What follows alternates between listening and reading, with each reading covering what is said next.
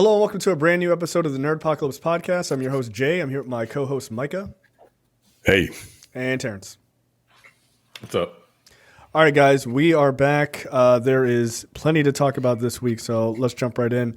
Do you guys want to talk about Night Country week to week, or do you want to just kind of maybe every couple of weeks? We'll get into it. I don't feel the need to discuss it week to week. Sure. We can wrap it up when it's only 6 episodes. Okay. All right. Then we'll just wait to the end. Wrap it up later. All right. So we're going to just jump straight into topics because there's a lot to talk about. So, Micah, go ahead and take it away. Starting in January 2025, Netflix will now be the exclusive home for Monday Night Raw in the US, Canada, UK, and Latin America. The deal is set for 10 years, and it is worth more than $5 billion. Along with WWE Raw, the Netflix will be the home for all WWE shows and specials outside of the U.S., including other weekly shows like SmackDown and NXT. It would also stream the company's roster of live events like WrestleMania, SummerSlam, Royal Rumble, and it's also going to make WWE documentaries, which I'm actually really interested in. But in the U.S., stuff is still like fractured, right? Like all the premium live events are going to be on Peacock. I forget how long that deal is, but yeah, Netflix. I know Netflix tried some live stuff. That Chris Rock, that last Chris Rock special was live. Mm-hmm. Yeah. And they have been trying to do the live event thing. And apparently they are going all in, no pun intended, on WWE. Because $5 billion for a decade's worth of television. That's crazy. Astronomical to me, right? Like, yeah, Disney paid $4 billion for Marvel and $4 billion for Star Wars each. You know what I mean? Yeah. Like, this is wrestling. This is wrestling. And this is not like, and this is, no, it's incredibly profitable now. It is. Is it more popular now than during the, during the profit wise? Yeah. Profit wise, yes. It is. Oh, wow. It is astronomical how much money these people are making with these television deals.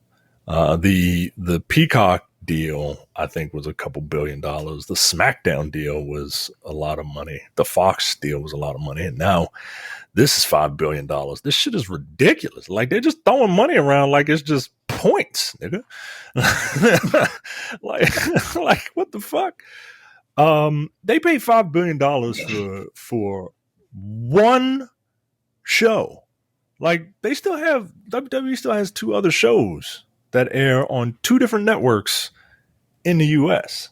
They paid all this money for one show. Yeah, NXT and fucking Friday Night SmackDown. Yeah. Is it worth $5 billion? I don't think it's worth $5 billion. But first of all, the person has to have Netflix, to watch it now. So, I mean, I don't know if this is Netflix's idea of like, we're going to bring in a bunch of new people. That seems silly. That's stupid. Yeah, that seems like or if it's just like, oh, I don't know what's on, let me just thumb through Netflix, and all of a sudden, like, the second you boot up Netflix, Monday Night Raw, like, right in your face and shit. And then it's just like, oh, okay. Because nobody knows how Netflix's metrics work. Like, if you just watch reruns and shit, maybe it'll be worth it for them. Like, if they have a back catalog and all that shit. But $5 billion seems like a lot of fucking money, dude. Yeah. And then they have some sort of deal like Netflix can then re-up after the 10-year deal for like another 10 or another 5 years or something like that immediately after that if they want. So, yeah, this is wild, man. This is absolutely wild. Like, this ain't the NFL, yo. Like it's wrestling. Wrestling's all bullshit. Clearly not that much of bullshit. Like, it's apparently very, very profitable. Wow. it's a pretty big fucking business. And if you're going to have a big business, you're going to have a big man on the board of the directors sitting at the big table. Yeah. Dwayne Johnson. I know that was a terrible segue. Dwayne Johnson has been named a board member of TKO Group, the parent company that owns WWE and UFC and Endeavor. And they gave him The Rock, the trademark to The Rock. So he can call himself The Rock and not have to be tied to, WWE. They gave him, or he was like, I'm gonna sign this deal and that's what's going to happen. Like if you want this face associated, I'm going to need that name. Look, I'm not mad at that. That's smart money, right? Like that's pretty smart on his part.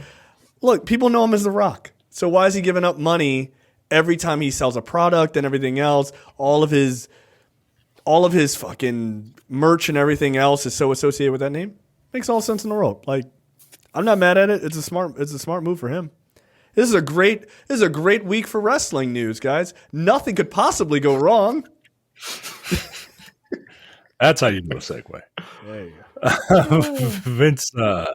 WWE founder Vince McMahon has been accused of sexual abuse and trafficking in a new lawsuit by a former employee.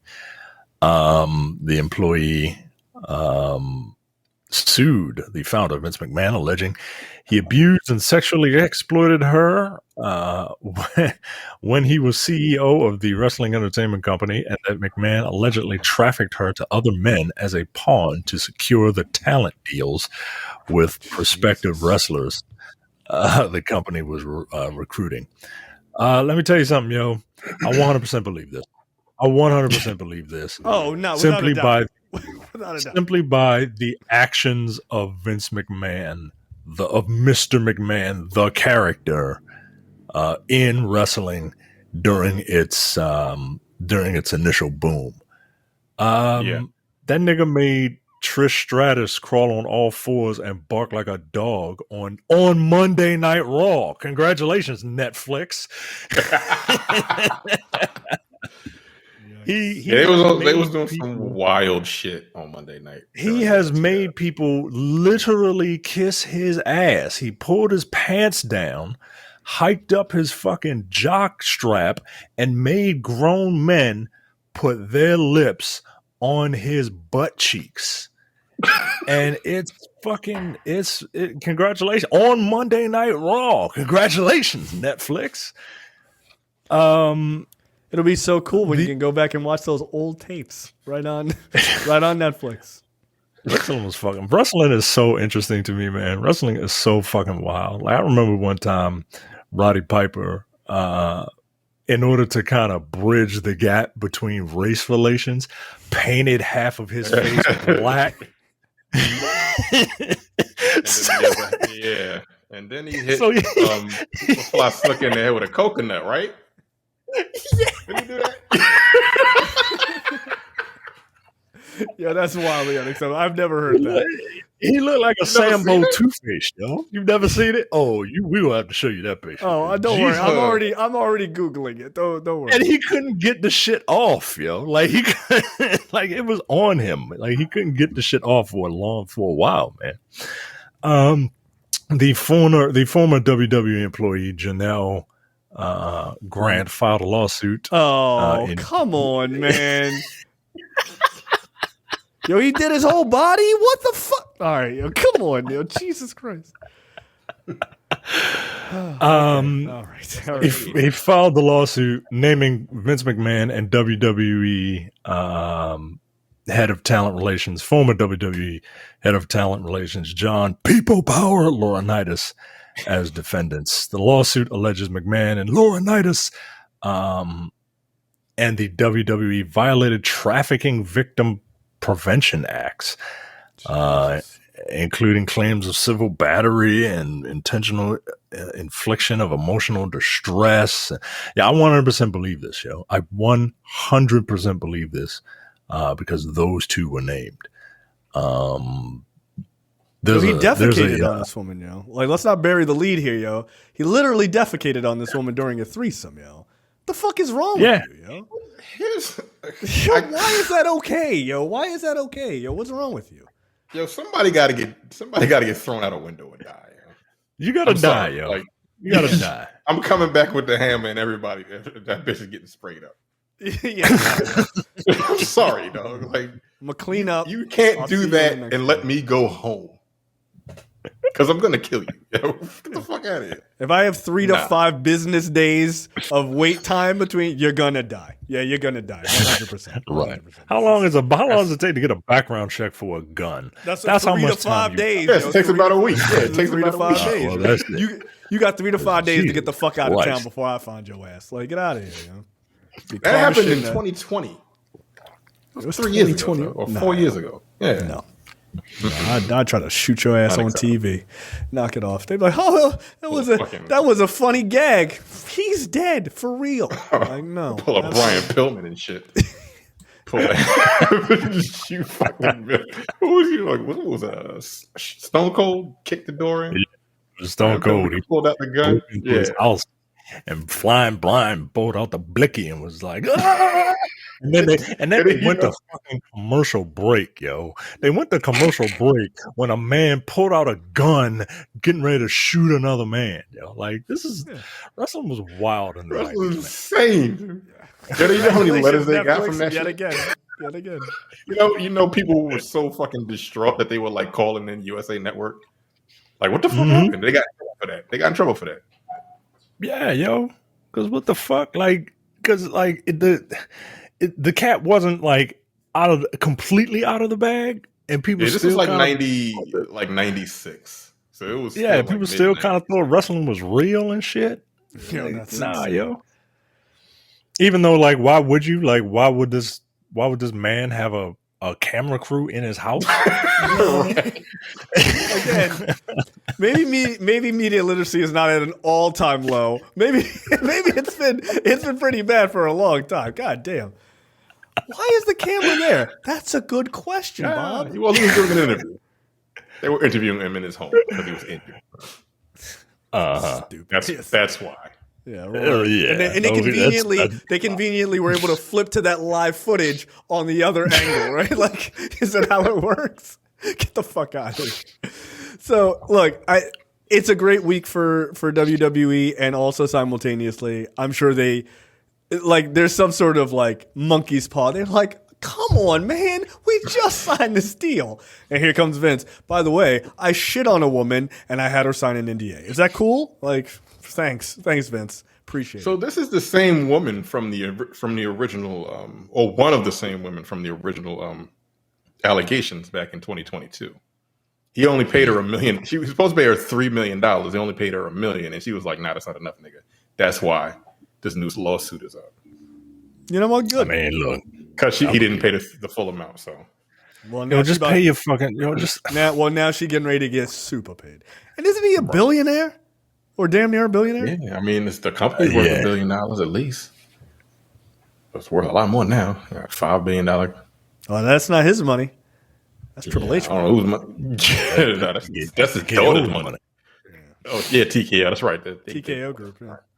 Well, I guess that's probably why they got Netflix. TKO was like, 100%. Netflix. But I still don't understand why Netflix. It feels weird. That's not a television station. Yeah, they're probably the ones that would give up the most money. I mean, if we're being real, they should be throwing money at shit, good or bad. I still don't understand how they make a profit. Like, I really don't. I don't get it. All right, so there you go. Hell of a week for wrestling. All right, next up. It's just like it's like a goddamn angle. It's like someone's writing this angle for WWE right now. Yeah. It's a $5 billion contract. Oh, Vince shit on somebody. What the fuck, nigga? God damn it. It's Vince. Vince is writing. You gotta finish the story. Yeah, Vince is like, no, we're gonna ride this one all the way out. This is my last one. I'll see if I go to jail. It's my magnum opus to see if I go to prison for fucking sex trafficking. Right. The Mr. McMahon character really took a weird turn, you know. Like, the Mr. McMahon character was supposed to die in a fucking limousine explosion. He blew up like 16 years ago, and they were like, "That's ridiculous." And like the next week, he was back. He was back. Well, you know why he was back, right? He was back because Chris Benoit had to go and kill his fucking. And then they were like, "Oh, right. shit. Oh, we can't end it on this." God damn, that's crazy. Yeah, we can't be yucking about death at this particular moment. You know what? Fair enough. That's probably a good idea. All right, next up. Back to the bra and panties matches. I think those are over by then, right? Maybe. Who knows? Maybe. Yeah, we'll see on Netflix next year.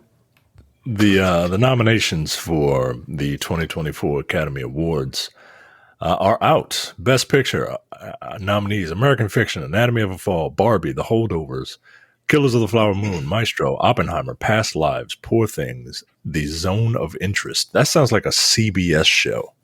So the fuck is this? I've seen. I haven't seen a lot. I've seen 2, 3, 4. I've seen 4 of these, and I want to see. We might watch Maestro. My wife keeps saying, "I need to watch Oppenheimer. I need to watch Oppenheimer." I'm like, all right, okay. I mean, you can't make it through Lyft. I don't know if you're going to make it. She's not going to make it through Oppenheimer. Those are very similar movies. She is not going to make it through Oppenheimer. She won't. Right, and I'm not going to watch it with her either because I've seen it once. Is Lyft a big? Is it a talkie? Is that a big talkie movie? There's a lot of talking that goes nowhere in Lyft. Okay, fair enough. But I've seen 1, 2, 3, 4. Yeah, I've seen literally one of these. That's how fucking shitty my year. What, Barbie? Yeah, that's the only one I've seen.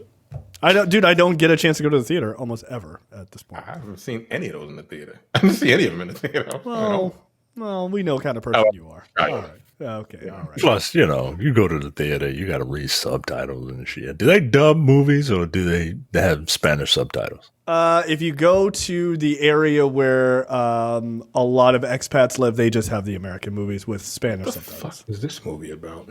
But okay. anywhere else, it's mostly you just get it in English subtitles, not dubbed. Wait, you get it in English subtitles? I'm sorry, you get it in Spanish with English subtitles. Okay, all right. You can find that. That's a little bit more rare. I just go to the place where a lot of rich white people live, and then I could just watch the movie like it is in America. Actress in the leading role, Annette Bening for Naiad, Lily Gladstone for Killers of the Flower Moon, Sandra Hüller for Anatomy of a Fall. I heard that movie's actually pretty good. Carey Mulligan for Maestro, Emma Stone for Poor Things. Yeah, I meant to watch Poor Things also. I've heard that was very good. I heard nothing but good things for Poor Things. Actor in the leading role, this is a strong-ass lineup. Bradley Cooper for Maestro, Coleman Domingo for Rustin, Paul Giamatti for The Holdovers, Cillian Murphy for Oppenheimer, and Jeffrey Wright for American Fiction. That's a murderer's row. I don't know, yo. That's a murderer's row. I've seen Bradley Cooper, Coleman Domingo, Paul Giamatti, and I've seen all but Jeffrey Wright. I've seen all but Maestro, and I mean, come on, man. Here's my thing. I've only seen of this group. I've only seen Rustin, but here's what I would say. Just going on the actors themselves, who I've seen in plenty of things, this is a murderer's row of like incredibly talented actors. Like this is a legitimate. Like I don't know. I honestly don't know. So yeah, I don't know, man. Yeah, Bradley Cooper. I haven't seen Jeffrey Wright, but Bradley Cooper does like two to three different styles of acting. Because in the 1930s, he talks like it's a 1930s film, and then as he gets older, he just talks like normally. It's weird. Coleman Domingo was great in Rustin. Paul Giamatti was. I mean, I've seen Holdovers. People are gushing over the Holdovers. I liked it, but I didn't think it was amazing. I don't know. And Cillian Murphy is very good in Oppenheimer. So he had one almond a day. That's what this is. It's going to be between Bradley Cooper, Coleman Domingo, and Cillian Murphy, and it's probably going to be between Bradley Cooper and Cillian Murphy. Jeffrey Wright is really good in American Fiction. I just don't know if if what he's doing is he's a strong like leading man, but I don't know if what he's doing is like Bradley Cooper, from what I can tell, disappears into that role, right? Coleman Domingo disappears into that role. Paul Giamatti, he's doing his Paul Giamatti thing, but he's a character. But he's so fucking good and he's so likable. He's a real good character actor, so he kind of disappears into it. And Cillian Murphy, he's playing a dork, right? And it's it's good. It's a good performance, but like he's playing a dork. Look, I'm rooting for Coleman Domingo. In this particular role. I think that guy deserves it. I'm rooting for Coleman, but if Bradley won it, I wouldn't be mad. The other three, whatever. Honestly, and I kind of haven't seen Jeffrey Wright. Oh, Jeffrey Wright because black. Yeah, is that fair? Actress in who cares? Who cares? Actress in a supporting role: Emily Blunt for Oppenheimer, Danielle Brooks for The Color Purple, America Ferrera for Barbie, Jodie Foster for Nyad, and Divine Joy Randolph for The Holdovers. Actor in a supporting role. That's by the way, that's a very diverse group of actresses. White, white, black, Latin, white, black. No, it's not. It should have been all black, Latin, one white woman. Yep, all black. That's diversity. All of one thing. All of one thing is diversity. I don't know if Emily Blunt does Emily Blunt deserve to be on here? You've seen Oppenheimer. You've seen The Color. You haven't seen The Color Purple. I haven't seen The Color Purple. Okay. I don't think she should win. No. I don't think she should win. I haven't seen that yet, so I don't know how good Jodie Foster was in that. Divine Jodie Randolph was pretty good in The Holdovers. America Ferrera was good in Barbie, and Danielle Brooks was pretty goddamn good in The Color Purple. So, yeah, I don't know. And Emily Blunt, I just forgot she was in Oppenheimer. Okay, well, right. I think she was his wife, right? She was his wife. Yeah, she was his wife. She was like 60. She was in like 5 scenes, and that movie's 3 hours long. Yeah. Okay, I guess. Whatever. Yeah, Christopher Nolan kind of pushes his women to the side.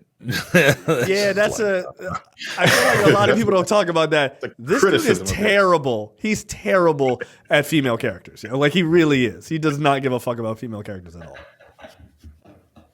So his next movie will be about the first woman to blow up the atomic bomb or something. Like, what's the name? This woman that radiation. Not radiation. I forgot her name. Marie Curie? Yes. Yeah, Madame Curie. They already did a movie about her like last year or some shit like that. Nah, but he gonna do it. Look out. It's gonna be awesome. Actor in a supporting role: Sterling K. Brown, Robert De Niro, Robert Downey Jr., Ryan Gosling, Mark Ruffalo. Look, I'm rooting for Robert Downey. I think he did a really good job in yeah, he was actually really good in Oppenheimer. He was. Yeah, that is the guy that stole the movie for me. Like I know everybody likes Ryan Gosling and Barbie, but I think but I don't think he's doing any heavy lifting. You know what I mean? Yeah, that's fair. That's fair. I'm rooting for Robert Downey. It'd be dope for him after all the Iron Man stuff to then walk away with an Oscar for his first role outside of that. That'd be dope for him. Yeah, he came out and said, "Hey, I think people didn't really respect what I did in the MCU because it was a comic book movie." But like he said, he really enjoyed playing Tony Stark. He gave it his all, man. And if you think about it, that Infinity Saga, he's the linchpin for all that shit. Yeah, he is. That fucking work. Endgame. Yeah, like when he was like that scene with him and Cap when he first comes home. Like that was acting, nigga. Yeah. Like I know it was a fucking a comic book movie, but that nigga was acting. Yeah, people forget. Like, remember when he does all the stuff in the fancy robot suit? Like, no, this nigga is a real actor. Like he's a real actor. And look, you say whatever you want, like not respecting those movies, or as a like film criticism or all that other shit. He wouldn't have a career without that. Like later in life, like he needed that to get his name back up there. And now look at him. Like people forgot how good he is. Yeah, people just think about all that snappy dialogue and quips and shit, but like, nah, like don't forget Robert Downey is a fucking actor. Director Jonathan Glazer for Zone of Interest, Yorgos Lanthimos for Poor Things, Christopher Nolan, Oppenheimer, Martin Scorsese, Killers of the Flower Moon, and Justine Triet, Anatomy of a Fall. For some reason, I think it's going to go to Christopher Nolan. I haven't seen. I think it's going to go to Yorgos Lanthimos. Everyone says Poor Things is really good. I haven't seen, like, again, it just came out recently, but I feel like he's going to get it. Scorsese has enough, has plenty of. How many Oscars does Martin Scorsese have? I don't know, but enough sounds like the right answer. Everything. Look, nobody really cares about all the other. Oh, he only has one. Yeah, one. Yeah, that's it. Damn, really? That's fucked up. For The Departed. Really? That's which is wild because compare that to his other movies, it's one of his weakest. Yeah, The Departed. I like The Departed, but like, okay. Now I see why that nigga's so tight. Like he only got one Oscar in like better than Goodfellas? Jesus, man. What? Wow. Yeah. Wow. He's like, yo, fuck. Yeah, he's like, yo, fuck those carnival ride movies. I won this shit from Departed, man. I'm still pissed. Those fucking movies have more Oscars than he has because they win all the technical Oscars. Yeah, I'd be tight too. I'd be a little pissed off if I was him. Yeah, that's fair. You know, like that's really fair. You know what? You got the right to be a little tight because you only got one Oscar in like a 50+ year career. Yeah, and you were like one of the fucking premier directors in Hollywood. Right. Yeah, everyone agrees everyone agrees you're one of the best directors of your fucking generation, and maybe other generations are like, here's one for The Departed. Like, all right, fine. Well, okay. Oh well. So yeah, those are the ones people care about. The writing awards, writing adapted screenplay, American Fiction, Barbie, Oppenheimer, Poor Things, and Zone of Interest. Writing original screenplay, Anatomy of a Fall, The Holdovers, Maestro, May December, and Past Lives. My wife watched Past Lives. She enjoyed it. But you know, take that for whatever it is. What about the animated movies? Did you see any animated movies? The animated movies, The Boy and the Heron, which I think might be the front runner. Elemental. Elemental was very good. Yeah. Nimona. Robot Dreams. How was it? I never heard of it. Yeah, it was on Netflix. And Spider-Man Across the Spider-Verse. That's cute. I would take Nimona out and put Turtles in, honestly. I love that. I like Teenage Mutant Ninja Turtles more than Spider-Man Across the Spider-Verse. Like I was going back and forth between which one I like the most. I like the TMNT movie more than Spider-Verse. Yeah, you said it was great. Yeah, I loved it. But The Boy and the Heron is probably going to win because it's Miyazaki. Oh, yeah. All right. Miyazaki, yeah, knock it off. Yeah. Right. Yeah, Elemental is a very good movie.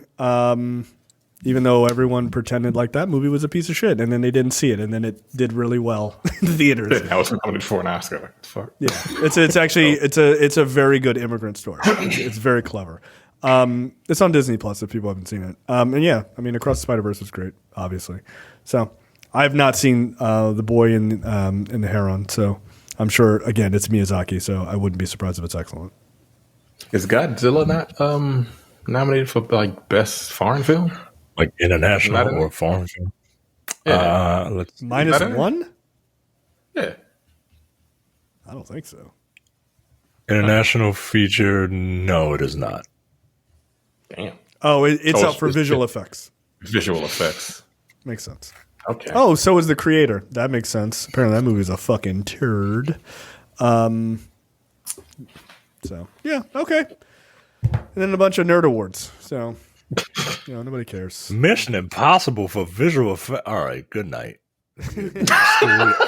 Why? Story over. Get the fuck out of here. It's there for sound. And yeah. What? Okay. Sound? Exactly. What visual effects are Oscar worthy in Mission Impossible? I can't think of any. I saw the train scene.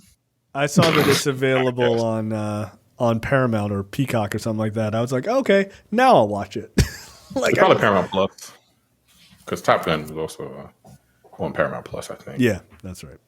All right, let's move on. Actually, before we move on, let's take a quick break, and then we'll come right back. Okay. It's been 2 years since the last time dinosaurs roamed the Earth in 2022's Jurassic World Dominion. But Universal Pictures has hardly kept. I wouldn't know.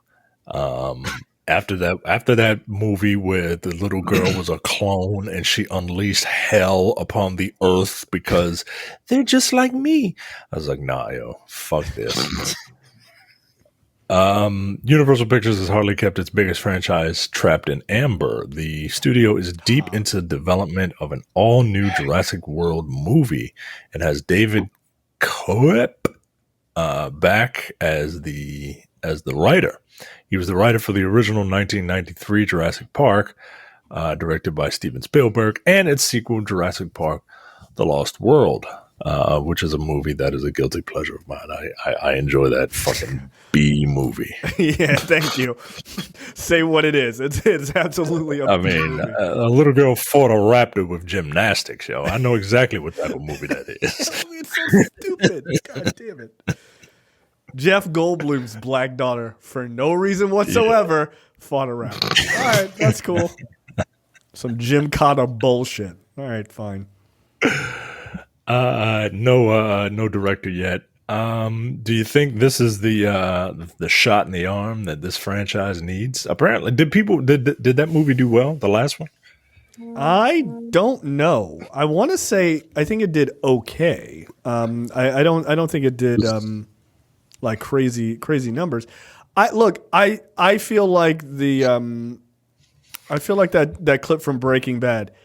He can't keep getting away with this. Like, this makes me so mad. Stop making these movies. They're bad. They're really bad. And they're especially bad in this Jurassic World era. Like, they're real bad. What was the last one? It's a Fallen Kingdom? Dominion. Oh, Dominion? Yes. Yeah. It made $1 billion, so it did pretty fucking off. Of course it did. Because it's fucking name recognition and damn it. Man. People like dinosaurs, and they brought the three principals back from the original trilogy. No, that's right, they did. Yeah. You know what? Let me shut the fuck up because Jurassic World made $1.6 billion, which makes sense, right? It was the first one out. The first one in that sort of second era. Fallen Kingdom made 1.3, and then Dominion made $1 billion. I mean, I guess it's diminishing returns, but it's still over $1 billion. So how mad are you? Like, fine.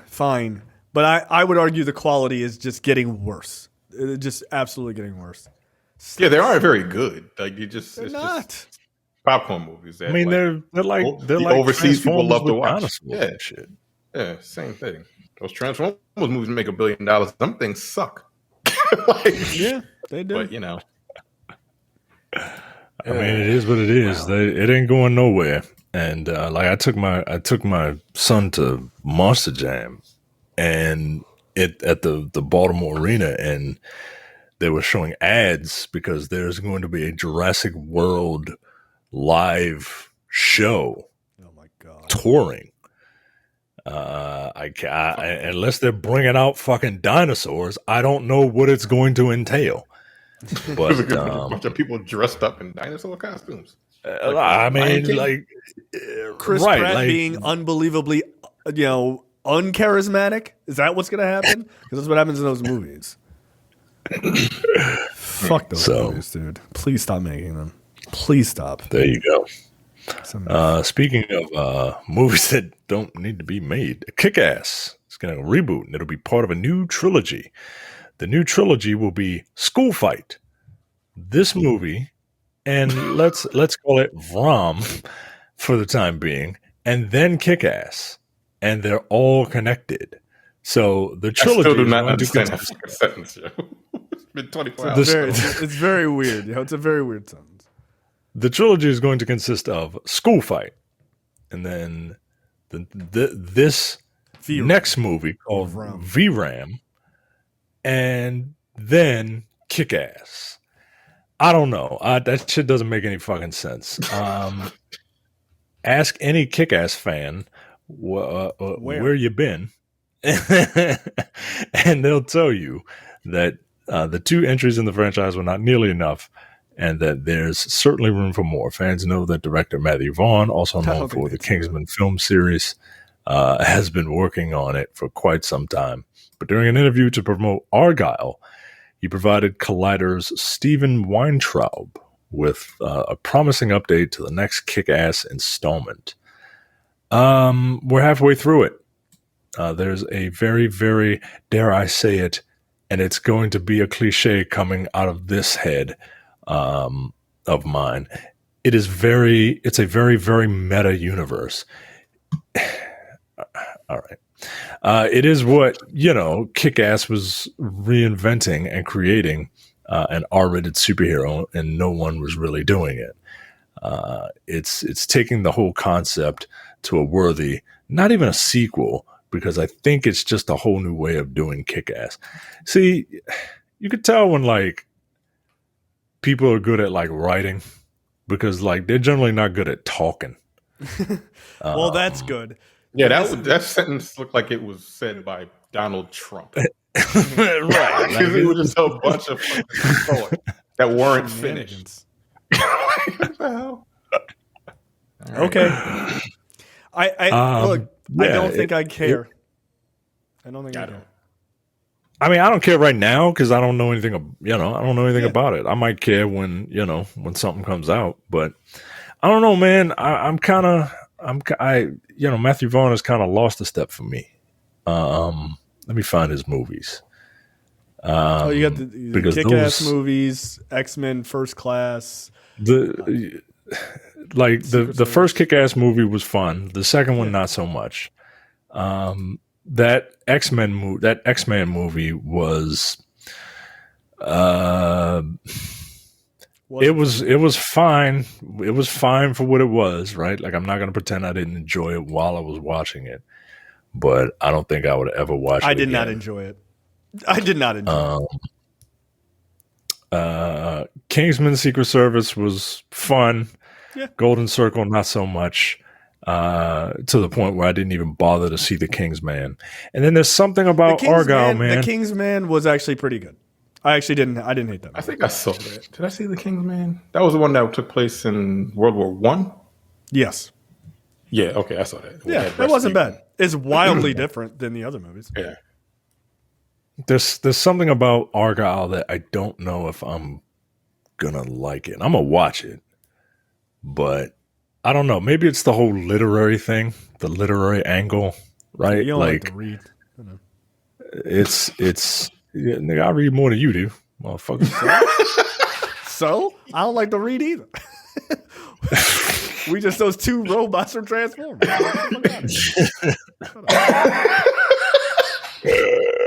Thought you were gonna try to get me. Go fuck yourself. Get out of here. Hey, I got you. Yeah, I don't know, man. I don't know. We'll see. I hope it does well. It's 139 minutes though, which you're immediately like, seems a little long. Seems a little too long. Yeah, the cast is what's going to bring me to this. Why does everything have to be so long? I don't. There's something about seeing Henry Cavill with a flat top that is very disturbing. But maybe it's good. Maybe it's pretty fun. I like Sam Rockwell, so I'm not going to pretend like he's not a draw for me. But I would have to hear, if the reviews are very good, I will try to see it that first weekend or second weekend. But I'm not against the movie. I'm not excited about it at all. I mean, Apple TV bought the rights, right? Apple TV, they have their ups and downs, right? They bought the rights to this, but they also bought the rights to Ghosted, so. That doesn't really, doesn't bode well. Any hope. They got nominated for some Razzies. That's what we need to find out. We need to get the Razzie nominations. Didn't Love and Thunder get a couple of Razzies? Was it Love and Thunder? Or something? I think so. Yeah. All right, I'll see if I can find the Razzies. All right, you got it. Real quick, I think I got it. Worst picture: The Exorcist Believer. Damn. I didn't think it was that bad. I mean, it wasn't that good, but golly. Expendables, The Meg 2, The Trench. Okay, that was pretty terrible. Shazam, Fury of the Gods. And this this shouldn't count. Winnie the Pooh, Blood and Honey. That should not count. All right? It's purposely bad. Right. Everybody knows that's a bad movie. Nah, that should not count. I'm going to be pissed if it wins. I would switch Shazam out for fucking The Flash. Yeah. Yeah. Why? Shazam's it's not good, but The Flash was worse. Keep it there. You can swap out Winnie the Pooh. Swap out Winnie the Pooh. Yeah, you can have both. Put the Flash on. Yeah. Fuck it, add another movie. Worst actor, Russell Crowe from The People's Exorcist. Vin Diesel. Nah, he was fun. Fuck out of here. No. Yeah, Vin Diesel was trash. Yeah. I mean, but was he unhinged fun? Was he unhinged? No, he wasn't super unhinged. I feel like he was playing it like he was like that nigga was playing it like if that movie was a comedy almost. It was fucking hilarious. Like I'm gonna be 100% honest with you.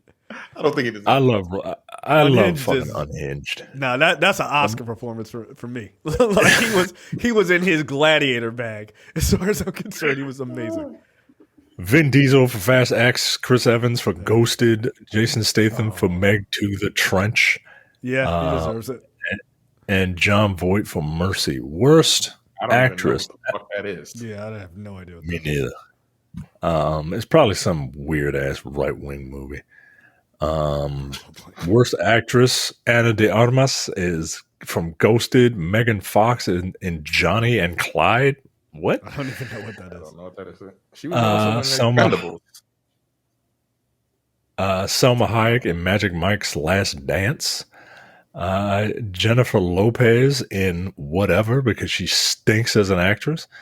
But what about Made in Manhattan? I'm just kidding.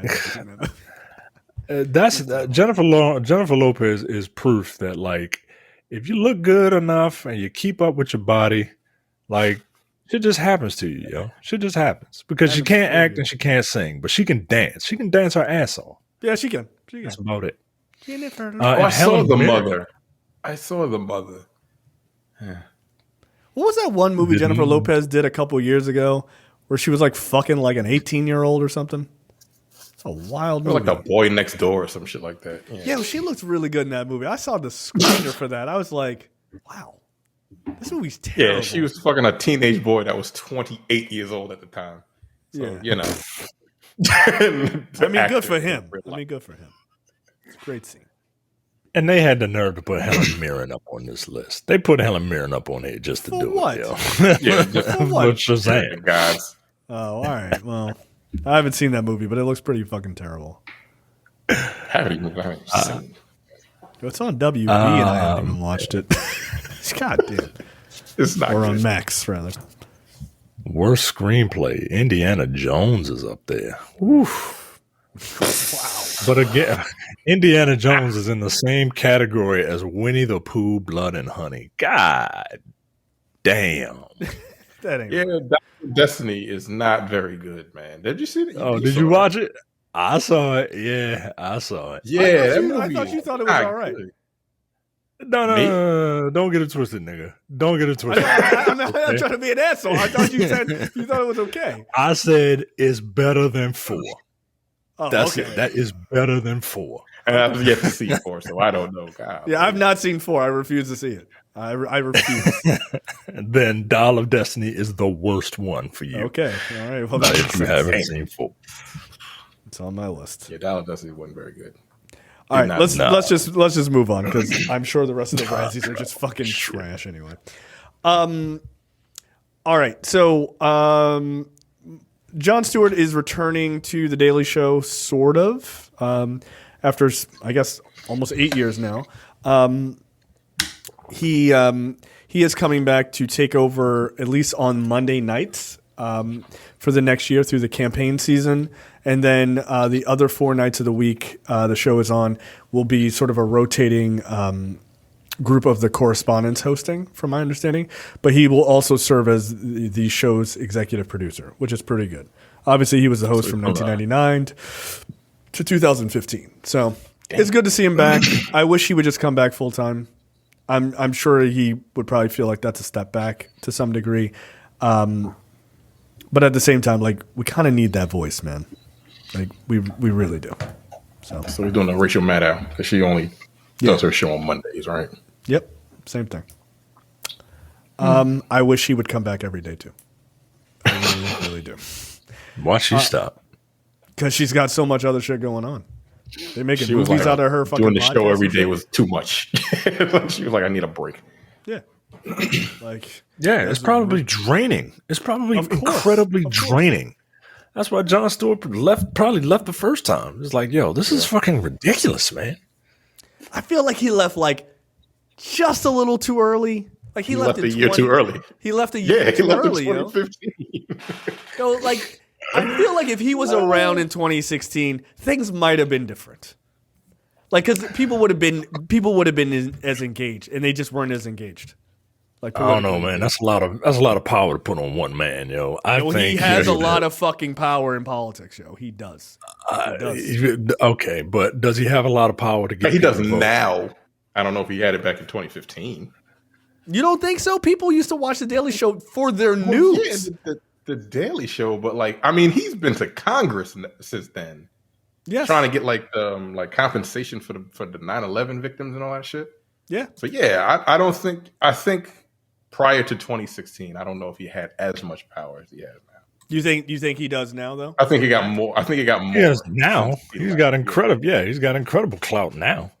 Yeah. But you know, people could write him off as just that guy on Comedy Central. Yeah. You know what I mean? Yeah, I guess so. It'll be interesting to see what kind of reception he gets back. Like, also, what happens to those Tuesday to Friday numbers? God damn, I don't want to be the guy coming on the day after. Yeah, Jon Stewart, let me turn on Tuesday. What's been going on with the numbers since Trevor Noah left? They didn't give it to what's his name, which I think he kind of deserved it. Damn, what's his name? The comedian, black dude. Very funny. Roy Wood. Roy Wood Jr. He's very funny. I watched He should have gotten it. His stand up is very funny. I've seen him live. He's a real funny guy. He's a real nice guy too. He let us come back and take pictures and stuff with him. He was real cool. Yeah. I think he should have been the guy. Yeah, he was like, "Oh, you don't want to give it to me?" Deuces. He left. Yep. Yeah, I think that was a definite huge mistake. Like I would have given it to him. I saw what's his name, John Oliver was saying it should either go to Roy Wood Jr. or it should go to Amber Ruffin.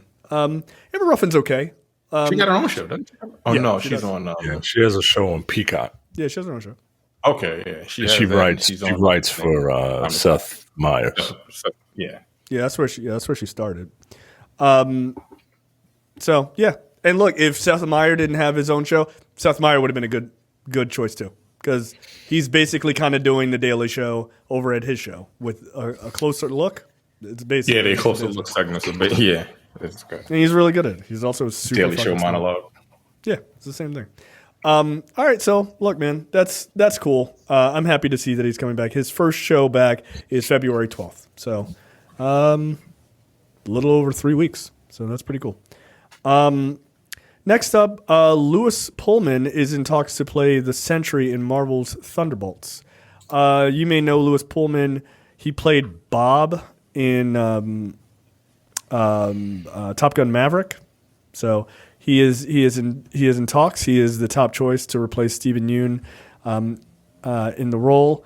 If the deal closes, he would star opposite Florence Pugh, David Harbour, Sebastian Stan, and Wyatt Russell, previously announced as the main ensemble for the movie that comes out, I guess, July 2025. So, all right. I don't know this guy from anything else. So, he was also in Bad Times at the El Royale, but I don't remember him in that. So, okay. But apparently he's also on Tom Holland in that picture. He has Tom Holland, like slightly taller, 6 years older Tom Holland. Wait, is it Bill Pullman's son or something? He looks kind of like Bill Pullman. He might be. A little bit. He might be, actually. He's also on the show Less. He is his son. Okay, he is his son. All right. 30. Yeah, I mean, he looks like him. All right, so there you go. Look, I don't know if this guy is good. I haven't watched Lessons in Chemistry. I heard that's very good too. So My wife loves that show. your wife watches it? Yeah, I bought her a book, and she was like, "I gotta finish the book before the show comes out." I'm like, "All right, knock yourself out." Yeah, it's good. It gets like pretty damn good reviews, from my understanding. All right, so look, I don't know anything about this guy, so if they're saying he's a good choice, Marvel is pretty goddamn good at casting. So if they think he's the guy, then maybe he's the guy. Maybe that'll make all the Century fans who were upset that a Asian man was playing the role, they'll be happy now that a white man is playing the role. They won't be happy. I literally saw someone go, "Oh, I can't believe they're going to pick a pipsqueak to play the Century." You do realize they're actors, right? You do know that they all get fucking huge.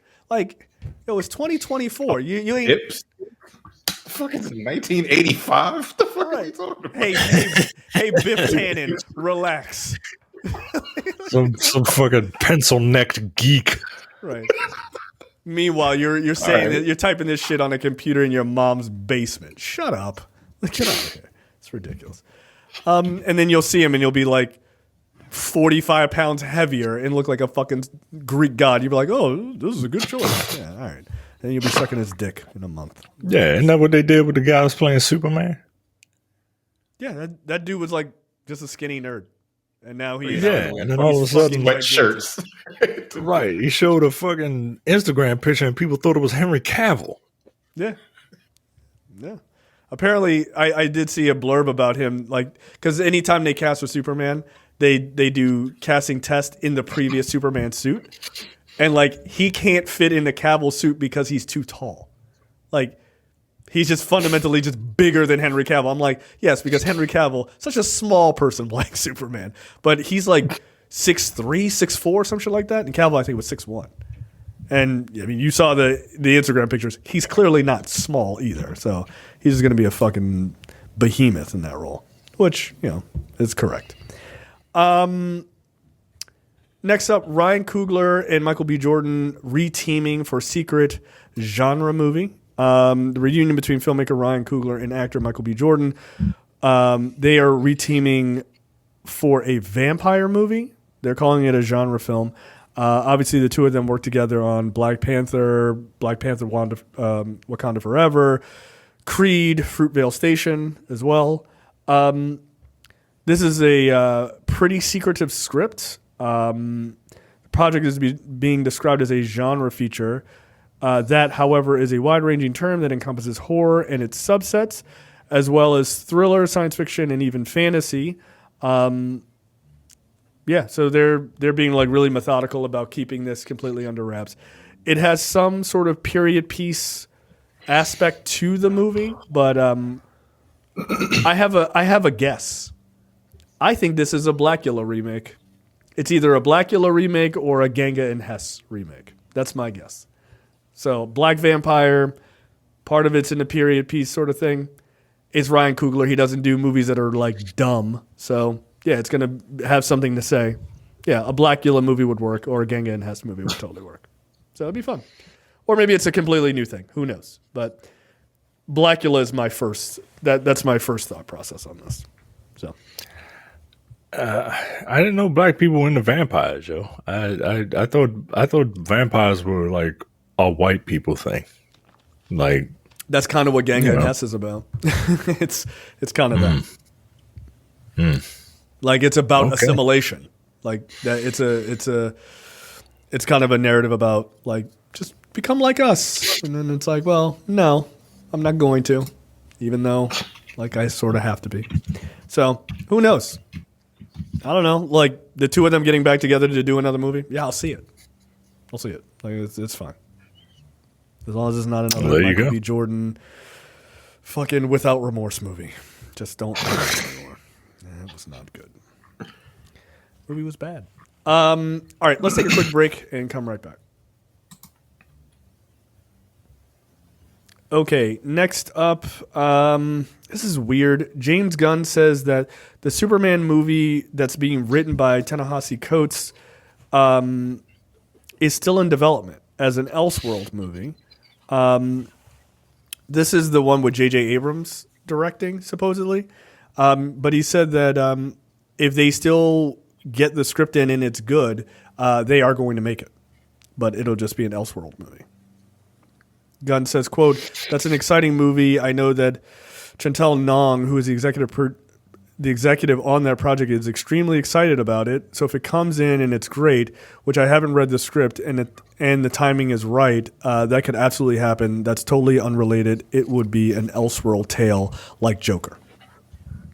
Okay. I feel like James Gunn is just kind of like hedging his bets and just kind of yeah. It's on the table. It's on the table, and he doesn't necessarily know. Yeah, we might do it. We might not. Like, it's a non-answer. That's a clever non-answer. It's a non-answer for a non-update. Yeah. Like, hey, I didn't know people were still thinking about this. I thought this was I'm about to say, dead. who asked the question? I thought it was just dead. Who asked him about it? I mean, look, I would like to see it, right? Like, I'm interested in what Ta-Nehisi Coates, what he would do with a Superman movie. But, so I'm not against it, but they only have a script. So, like, what are we reporting? This is an interview. You know what I mean? Yeah. And I know originally it wasn't going to be a Val Zod movie. It was going to be a Kal-El movie. No, it needs to be a Val Zod movie. If you're going to do an Elseworld movie, you're starting an entire universe based on a Kal-El story. You don't need to do another one at the same time. That's just confusing and very silly to me. If you're going to do something, do Val Zod. And if you want to eventually multiverse this shit and like, hey, you could just bring in that Val Zod and be like, what's up? Oh shit, you're black. Like, and then you could just move on with your life. But if you do two Kal-El movies, then you're starting to repeat the same mistakes of the DCEU, which is too many copies of the same shit. So, do you think that's the ultimate plan? Right? Like, that they have like outlined as like a Crisis on Infinite Earths, where you bring in this Ta-Nehisi Coates' character, you bring in Matt Reeves' Batman alongside James Gunn's Batman and Superman and, whatever else. Do you think that's like a long-term goal? No, I don't think so. I think they looked at how that shit worked in The Flash and they were like, nah, we're good. Like, I don't think they want to do that, And this is too much. I think it ultimately doesn't work, because in order for it to work, people have to be so invested in your in-universe shit and then all the out-of-universe shit. Like, it worked sort of, kind of, but it ultimately, The Flash kind of worked, but it worked for people who knew that shit. Everyone else is like, what? Why? Like, what is this? It just felt random. And that movie was bad, so maybe that's part of the reason why it didn't work. Exactly. No, but I don't think it's an ultimate plan. No. Well, look, I don't need non-updates like this. I need James Gunn to let me know when Superman is coming out. That's what I need to know. When is your era kicking off? July 12th, 2025. That's the next update that I want to hear from you. So I want to hear the trailer's coming out tomorrow. That's what I want to hear. Speaking of that, I think you're getting the Deadpool 3 trailer at the Super Bowl. That's the talk. At the Superb Owl? Yes. In fact, good. Go Ravens. They better fucking win. They better win. I don't know. They gotta win tomorrow. They gotta win Saturday. Yeah, they gotta win. Yeah, they gotta win Saturday or Sunday or whatever. Yeah, they better do it. Doesn't that stop Taylor Swift from swag surfing at the Super Bowl? Yeah, I know people still swag surf. They don't. No, they don't. They don't. They don't. White people. I think they probably do. They probably do at stadiums, but white people just learned what the fuck it was. I like to swag surf in my off days. Someone wrote an article about it the other day, and black people got really mad. Yeah. About what? The fact that white people are out of touch? Right. Like, what the fuck? You can write an article about that every day. Who gives a shit? That's World's weird. largest That's swag surf with Big Tigger. Wow, okay. Congratulations, everybody. Oh man, remember Big Tigger? He's apparently still a Yeah. person. That Still song DJ? came out in 2009. Wow. This 15 years ago. This video says this is the largest swag surf. These people are completely uncoordinated. This is not swag surfing. It's like 5 people moving in one direction and everyone else going a different direction. Sad. All right, there you go. Daredevil Born Again. This is the best. This is the best story of the week for me. Daredevil Born Again's Wilson Bethel returns as Bullseye. Also, Foggy and Karen will be returning as well for this series. Look, Benjamin Poindexter. I'd be mad too. That was my name. Who was played by Wilson Bethel. Was great. His Bullseye was a complete and utter psychopath, and he was a highlight for season 3. So he is coming back. I think he's going to be in 3 episodes. I think that's what's been reported. My guess is they are going to likely kick off this whole more henchmen for the Kingpin storyline that's supposedly going to be brought into the greater MCU. So, yeah, I'm fine with that. And I'm glad that they seem to not be killing off Foggy and Karen now that they're doing this redo of this series, which is good because I think that was a huge mistake. So, yeah. All right, so this is building off of season 3, essentially. Yeah. Yeah. I mean, Oh. I think everything is, right? Part of me wants to rewatch season 3 because it was so good, but then Yeah, it part of was. me doesn't because it was so good, and I don't want to set a bar. Yeah, that's fair. I get that. I think after watching Echo, I think they're going to be fine. I don't think that they're going to have trouble sort of following the design of that series at all. And having people like this back is great. As I texted you, Micah, good. Let this psychopath run around the rest of New York just like throwing apples at old ladies' heads. Like, I want this guy to be a complete and utter psychopath. Like, he's awesome. He played it perfectly. He was a lot better than Colin Farrell's Bullseye from that Daredevil movie. They killed that old lady on a plane. Colin Farrell's Bullseye was just he was crazy. Like he was manic. You know what I mean?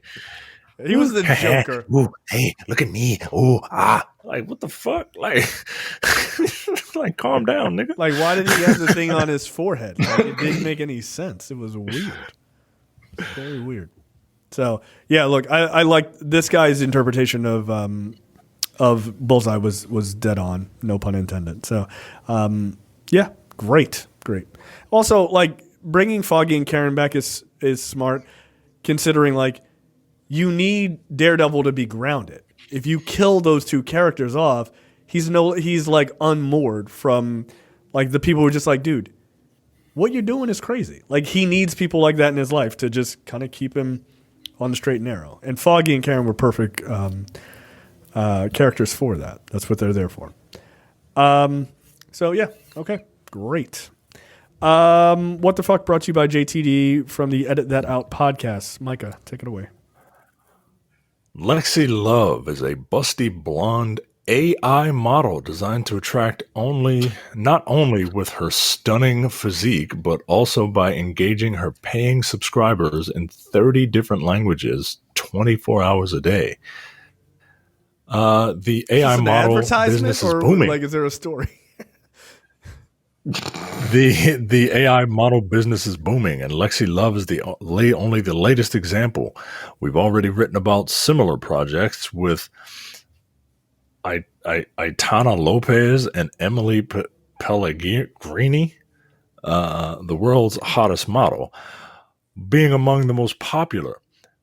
Lexi Love recently made international news headlines with her creators, a UK-based startup, Foxy AI, claiming that she generated around $30,000 in monthly subscriptions and that she has already gotten over 20 marriage proposals despite only being active since June of 2023. Apparently, Lexi owes her success to the fact that she was designed as more than just a pretty face and an amazing body. She's also able to flirt, laugh, and adapt to different personalities, interests, and preferences.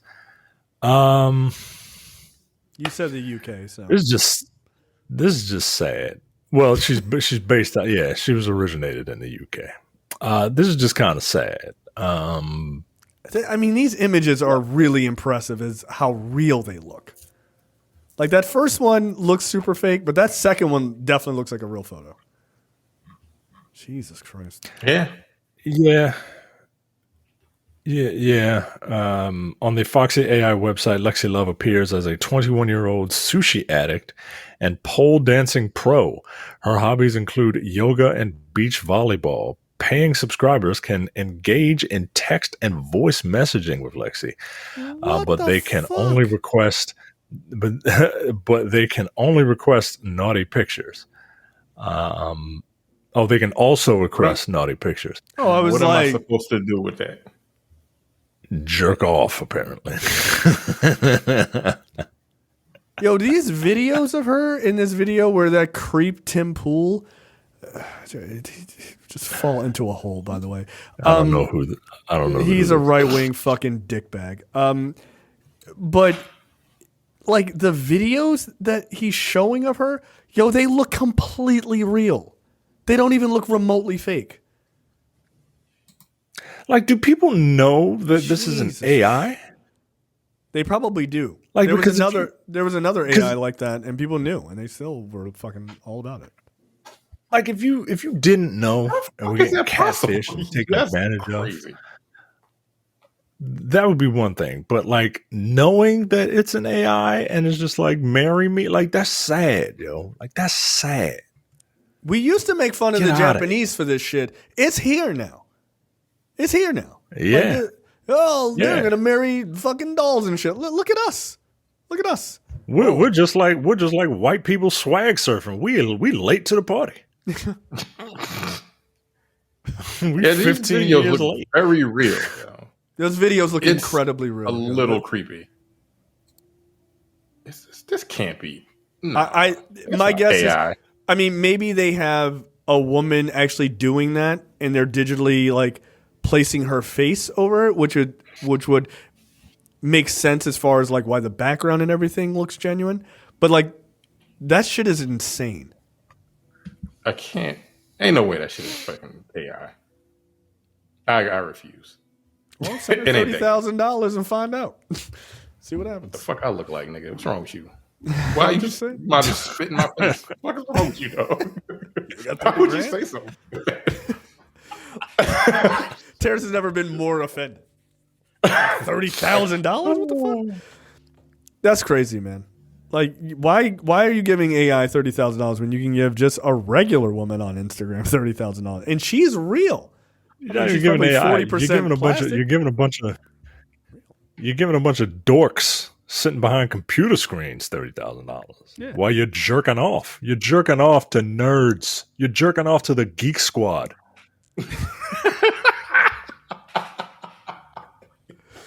You don't know that. You don't know that. She's my girlfriend. You don't know. Yeah, this is wild. This is wild. I mean, it's impressive. If anything, it's incredibly impressive. Nah, yo, like again, we used to make fun of Japanese society. They don't fucking. They're gonna marry robots. Well, it's here on American shores. Jesus Christ. No thanks. There you go. Terrence, you're up. And I certainly wouldn't give it to this AI. Get out of here. Nah, you don't. No, absolutely. I gotta support black business, yo. I gotta support black business. If it was a black AI, that would be different. Nah, look. Niggas in trouble. They start setting up like niggas in trouble, yo. They're Hell gonna yeah, have, they're gonna have the black especially male if community in a chokehold. We don't know what to do. right, especially if it's like one of these black, if they can program that AI to be like, I'm gonna cater to you and all of your like black manhood and shit, all the shit that the manosphere expects women to do, It's like over. slaves and shit. All that podcast Oh, yeah, bullshit. it's Yeah. Yeah, You know what? You know what? Thank you for giving me that $30,000. Now let me tell you what I bring to the table. Awesome. Shut up. A bunch of ones and You're zeros. you're such a high value man. Cha-ching, cha-ching, cha-ching, cha-ching, cha-ching. It should be an NPC. Yeah, absolutely. Yeah, exactly. There you go. There you go. Just be an NPC That's and all start it is. saying the shit that them niggas want to hear. Okay. Red pill, red pill. Some nigga gets 5 women pregnant at the same time, hosts a joint baby shower. I saw this story. I don't remember where this What was. kind of ignorant ass nigga? Come on, yo. So, a young musician recently sparked controversy after allegedly getting 5 different women pregnant at about the same time, and is hosting a baby shower with all of them.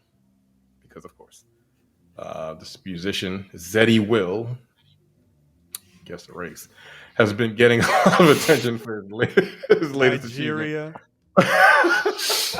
Is this Vibes Cartel? Which one of these? Allegedly impregnating 5 young women and somehow convincing them to take part in a joint baby shower. The bizarre news was announced by Lizzie Ashley, one of the mothers to be. Wow. Nick Good for Cannon you. is wild. That's crazy. Good for you, lady. The 29-year-old woman, okay, posted an invitation to the baby shower scheduled for January 14th. Oh, that was last week. A week and a half ago. Good for you. Wow. Which featured a photo of Zeddy Will and all 5 women. The invitation read, "Welcome, little Zeddy Wills 1 through 5." 1 through 5. Come on, yo. Did he name his? Did he pull a George Foreman and name all his No, they're kids not. the same thing? Yeah, they're still pregnant. They haven't had children yet. Oh, okay. I'm looking at this article. Him? Like, Yeah, what? Is he rich? is he really funny? I mean, like, what is did he? happening? Did he? I had to look Damn, him up nigga, to see why? who the fuck this nigga was. Well, let me ask you a question. TikToker. Why do you think they erased the Make-A-Wish sign out of this photo? This is not Make-A-Wish.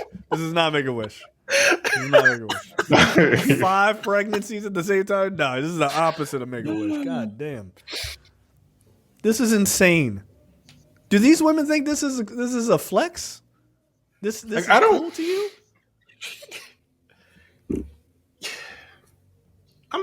Okay. Here's the thing. This nigga got 5 women pregnant. What's wrong with them? This is what I'm saying, yo. Like, the nigga, I don't know if he's going to be it because it's 5 women at the same time. It's just an impossibility to be there for all 5 of your children, especially when it's just 5 different women all the time. So that's right there. You're just a terrible father. You're just going to be, you pay for whatever. Yeah, you can pay for whatever. I don't know if he's rich. I don't know how much money he has. I don't know what the fuck is going on in this situation. well, he has Like, what the fuck 175,000 followers on YouTube, so that's probably pretty good. He still got like 6 million followers on something else. Congratulations. Which is also pretty good. But like, what does that mean? It means absolutely nothing when you have to feed 5 children. I don't give a fuck how many listeners you have. Yo, you could be the richest motherfucker in the world. Having 5 children to feed still was a lot of money. At the same time. They're all the same At age. the same time, 5 yo, incidents. we knew we wanted 2 kids, and because of we did IVF, we could have done it at the same time, but like, no, I can't imagine taking care of. I don't know how people who have twins and triplets do that shit. This nigga is 22. Again, The oldest, I don't know if she's the oldest, but she's 29. The one that gave out the invitations for this fucking baby shower. She's 29. She should know better, but what do I know? yeah, you are of the age where you should absolutely know better. I don't. I don't. This is not a flex. I got nothing, man. Sometimes I really wonder. Sometimes, you know, I'm gonna keep my fucking thoughts to myself because I don't want to I don't want to offend anyone. I think these I'm five just not. women are I'll let fucking you. idiots.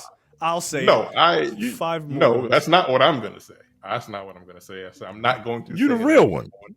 You the real one. You need to keep it real. I'm the real one. Yeah. You choose not to say this. You goddamn right. I choose not to say it right now. I'll say it. I'll say it when we fucking finish this episode because I don't fucking get it. I don't fucking understand. Someone's gonna have to explain this shit to me. You know what? I'm good. What's your story, Joe? Because I got nothing, Joe. That's wild. It's funny. It's very funny because I was thinking about this earlier today. Not this particular story, but I was thinking about something similar to this earlier today. Yeah, nothing. That is some irate old man shit to say, yo. Somebody gonna have to explain this to me. Absolutely. I truly don't understand this shit. But people will tell you it's totally fine. It's totally fine, and I do not get. As long as we can take care of it, as long as we can afford it. Like, that's not what being a dad is, yo. It's not just about money. Please stop saying that. Please stop saying that. That's why none of y'all fathers are there now. Next up, my story. Man parties for 4 days straight after unknowingly getting shot in the head. Florida. What? I mean, that's it. Yo. That's it. I mean, that's a solid guess. Like, it's either that or like Russia. No, they don't have fun in Russia. Get the fuck out of here. They just drink vodka until they throw up and then just start again. A man can consider himself lucky to be alive after he mistook a gunshot to the head for getting hit with a rock on New Year's Eve and going about his business for 4 days. Wait, what? Yeah, he thought he just got hit in the head with a rock. He thought he got shot, but he thought he got hit with a rock. Yeah. Oh, okay. 21-year-old was partying on December 31st of last year when he heard a loud noise like an explosion in his head. Following a sharp pain, he instinctively put his hand on top of his head and felt blood. A doctor in the crowd noticed the blood dripping from his head and helped stop the bleeding. But thinking that he had just been hit by a random stone thrown by someone in the heat of the moment, the guy just went about his business. He just applied some ice to the wound, celebrated New Year's with his friends, then drove 186 miles to his home. And on January 3rd, he went to work as usual, then drove to meet some friends in another city. It was only in the afternoon of the 4th that he realized something was wrong with him. Wow. After taking a nap on July 4th, the man felt his left arm weaker than usual. He couldn't move, but it felt strange, like he didn't have the power of coordination to pick up something with it. Worried, he got dressed and went to a local private hospital, where he also told doctors about the stone in the head and he had received 4 days prior. A CT scan revealed that the stone had left that he felt on his head was actually a bullet that it was now lodged inside of his skull. Yeah. Quote, the doctors so and nurses still there. God damn. Yeah. For a person to spend 4 days with a bullet in his head and not feel anything is inexplicable. He was born again. We can celebrate this guy Matthew's birth twice. Look, I only have one question. Where'd you get those cheeses, Danny? like this guy, like you don't realize there's a bullet in your head for 4 days? What? Yeah, I mean... Yeah, I don't know, man. I feel like your brain's not doing a lot of heavy lifting on the regular days that you didn't notice. The fuck is going on? He looks like he ain't noticed either. Huh? What? Any idea? It's not Florida, which is shocking. Any other guess, Micah? Man. Yeah, the UK? Because he got medical treatment quickly. The answer is Brazil. Brazil. Oh, all right. See, look at that. You too could move to Brazil and get shot in the head and be fine, I guess. All right, let's take a quick break before trailers and then come right back. All right. First up in trailers, The Gentleman. This is the YouTube series. This is done by the master of British organized crime himself, Guy Ritchie. This looks very good. And it's his first series. Yeah. Well, like in a long time. I think he did a series early on in his career. This looks dope. Yeah, this looks great. This looks like something that's kind of up my alley. I hope it's just decent. Look, I'm a softie when it comes to the stuff I like, and I just hope it's relatively. I hope it's Guy Ritchie, classic Guy Ritchie. You know what I mean? Not like Aladdin Guy Ritchie. Oh God, I forgot he directed that. Jesus Christ! But what was the other one that he did? Didn't he do a King Arthur movie too? Oof. Yeah, he did. That was. I did not see that. That looked real bad.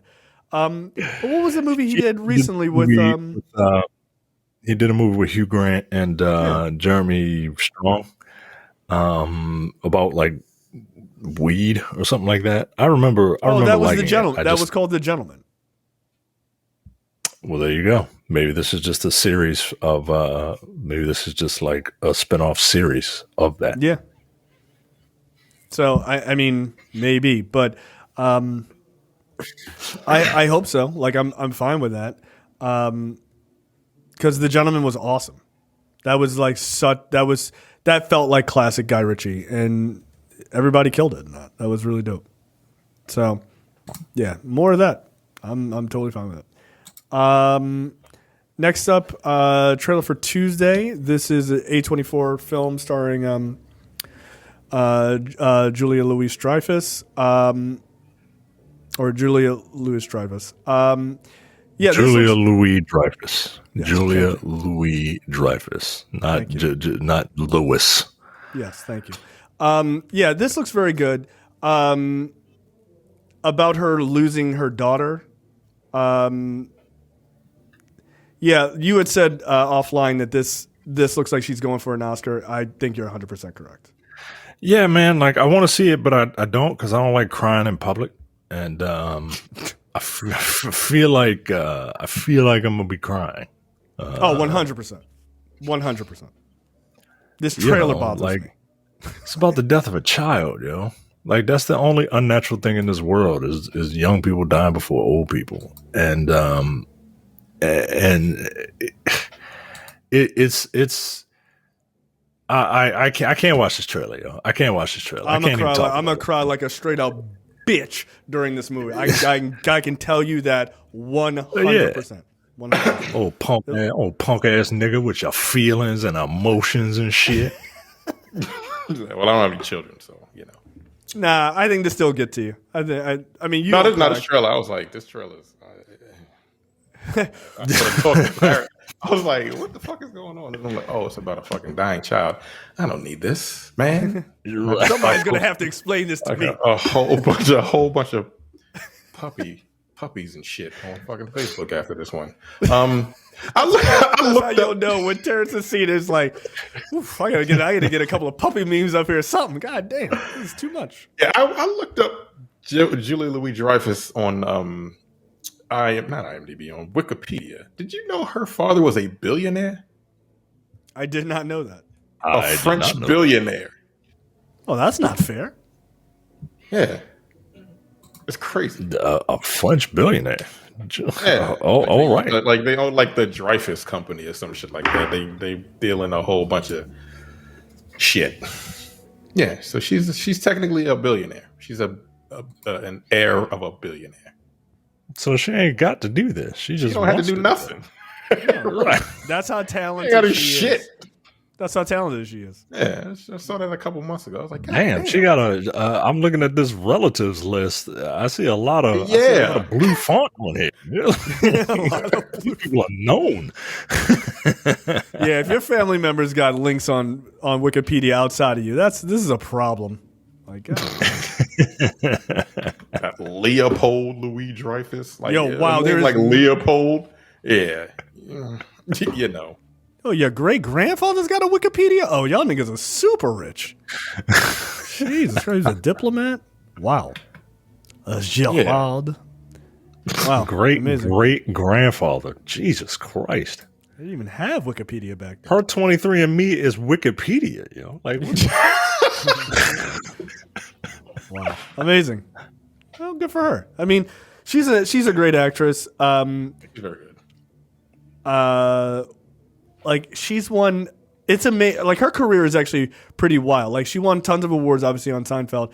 Then she left that and did what was it? New Adventures of Old Christine, and then won a bunch of awards on that show too. Like that show was really funny. Yeah, she was very clearly the when that foursome broke up, she's the one that had the career. Like Jerry Seinfeld, he could do whatever he want, right? Because he's Jerry Seinfeld, but he wasn't like, I'm going to do another TV show, right? Like, because he don't need to. But those other three needed Millionaire to. himself. Yeah, which is wild because Jason Alexander. Jason Alexander is a really top talent, but his career just kind of died with George, which is just kind of wild. Too good because he was too much like that's all people saw. And that's fucked up. Yeah, it is fucked up. It is really good. Man. It is, and Michael, I almost called him Michael Rappaport. This is another white man. I mean, what's the difference? He's a nigger. Like with the hard R. Yeah, wow, he's right. Oof. I remember when that video came out, I was like, "Oh, you are doing damage, yo! Like your career." Damn, Kramer, what's wrong with you? He did a couple things after that. But like small roles in movies and shit. Very small. Yeah, Yeah, she's definitely the standout. And again, Seinfeld is a billionaire based off of just the fucking show alone. Yeah, right. he still tours and he still gets. I mean, I saw him not too long ago, and the crowds are still huge for him. Like they still are, which is amazing. He's fully in his old man, like comedian bag at this point. Like. He's not as good as he used to be, unfortunately. Next up is Hitman. This looks pretty good. I'm not blown away by it, but I think it looks pretty good. What do you guys think? I was not interested. I had no interest. It didn't interest me at all. I was like, okay. This might end up being something. This might end up being something that like I have to watch with my wife. My wife would suggest this because it looks girly enough that she would watch it, but like it has a hitman in it, so you'll like it because you're dumb. This is a Richard Linklater movie. Yeah. Okay. I might have to watch this with her. I mean, look, I think Glenn Powell is a fun actor to watch. Whether I'm super interested or not, at the end of the trailer, it tells me everything I need to know. It's on Netflix on June 7th. I'm not that invested. I'll catch it if I want. Like that's it. Like, is it streaming? Great, cool. Avatar: The Last Airbender. Look, this trailer looks really good. It makes me actually want to see this. I think I've never watched the cartoon. People obviously rave about it. They say it's amazing. I don't have an opinion on that. But this looks very cool. This looks really good. I'm in the same boat. Yeah, the trailer looks good. Yeah, the trailer looks good, but I would probably watch the cartoon before I watch this. But people who are anime fans, are you saying that as a recommendation, or are you saying that about yourself? About myself. Everyone who has seen that cartoon and the spinoff, The Legend of Korra, says it's some of the best storytelling they've ever seen in any medium. And in an animated medium? in any medium. Any medium? Yeah. But You know it's how anim- hyperbolic people are. Right. You know how hyperbolic people are. Yeah, but it's animated though. Do they they know it's a cartoon? Right. Again, I've never seen it, so I can't say whether that's true or not. But I need to get my son into something other than big city greens. So maybe I'll see if he's. I don't even know what that is. the fuck is That just sounds like a bunch of like kale and shit come to life, fighting crime in a city. It's like a Beverly Hillbillies cartoon where these people from the country move into the big city and they don't know what to do. And then there's a Dennis the Menace kid, and Big City Greens. it's actually a pretty good show with this style of animation? I don't like this style of animation.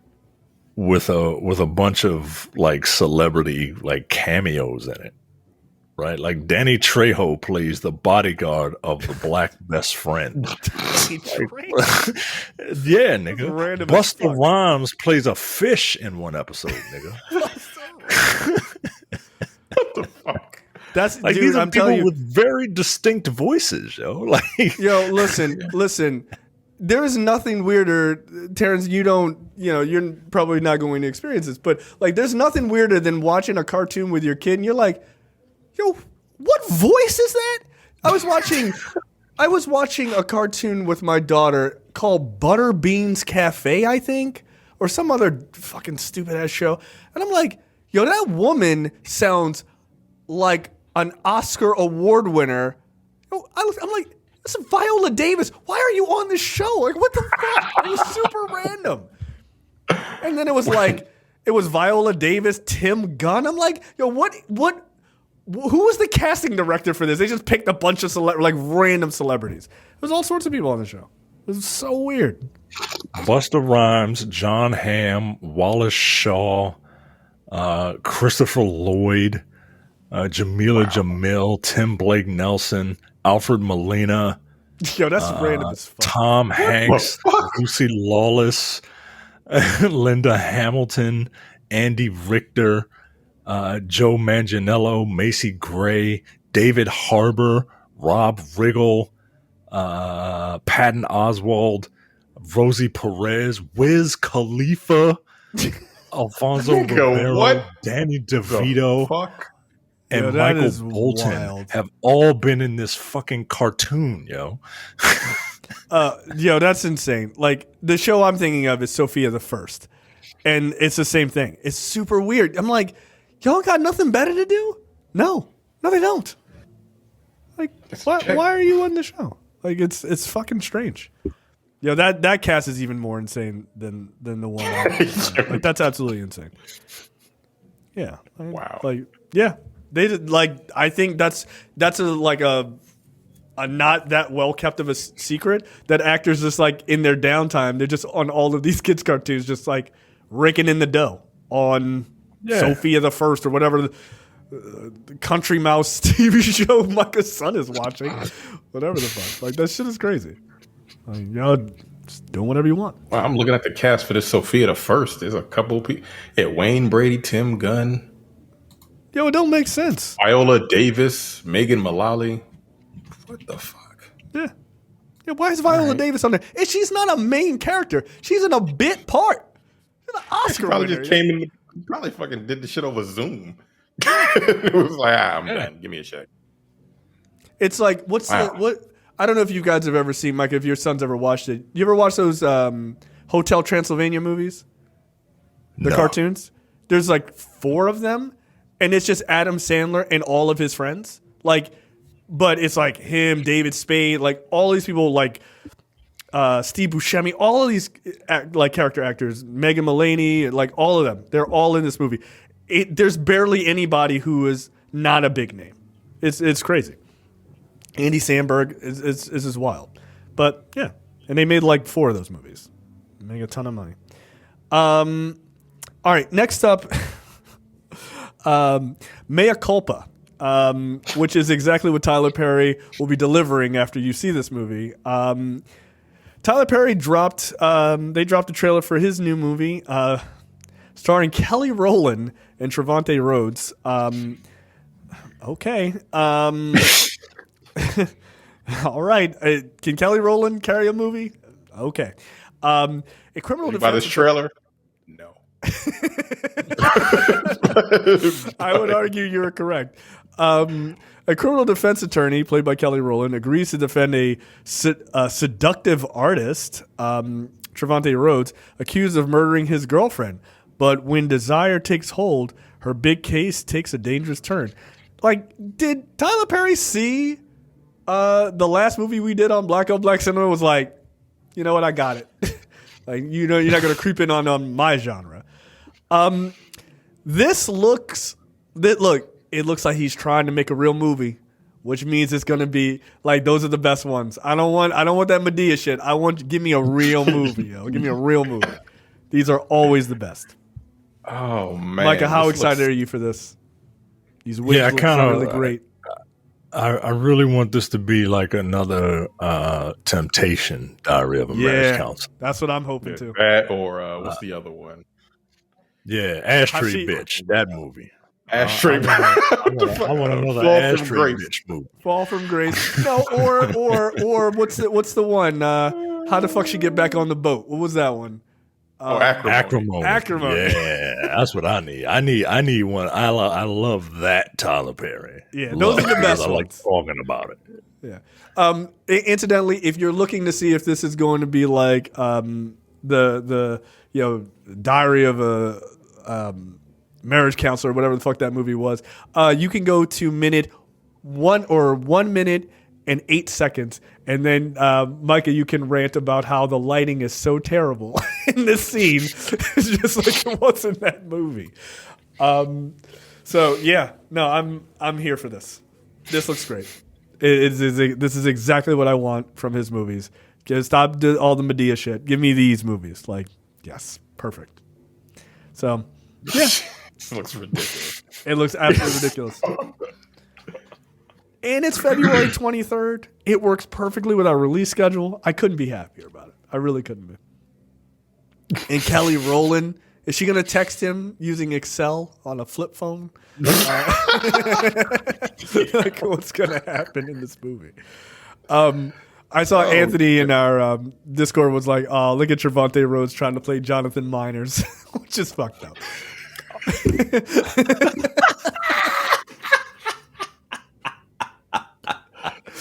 Oh shit! That's good. Oh that's man, good. That's funny. Yeah, this is gonna be good. This is gonna be good. I know Kelly Rowland was always the finest Destiny's Child to me. I actually don't disagree with you. I don't disagree. Yeah. I mean, look, I'm not going to pretend like Beyonce's not beautiful. Oh, no, I'm not going is. to pretend Beyonce's not fine as hell, but like to me, Kelly Rowland has always been super fun. Yeah. Again, the group is called Destiny's Child, not Destiny's Children. Like, there's a reason they pushed the rest of them to the side. Next up, Constellation. This is a new Apple TV series, which looks incredibly. Thank you. Which looks incredibly fucked up. So I'm here for this. Nomi Rapace plays Joe, an astronaut who returns to Earth after a disaster in space. Looks like she just left that black man up there by himself. That's fucked up. Only to discover that key pieces of her life seem to be missing. The action-packed space adventure is an exploration of the dark edges of human psychology and one woman's desperate quest to expose the truth about the hidden history of space travel and recover all that she has lost. Yeah, this looks dope. This looks really, really good. It looks fucked up, but in a way that I'm interested in. So, yeah, it's a psychological like thriller with a sci-fi twist. I just wish it wasn't a TV show, but that's my hang up. I get it. Yeah, this looks really good. This looks really good, and it comes out February 21st. So when I need to take a break, 2 days later, I can watch Mea Culpa. and, and, and then go back to And this. then right back into some quality television. Yeah, Terrence, what do you think of this? It looks pretty good.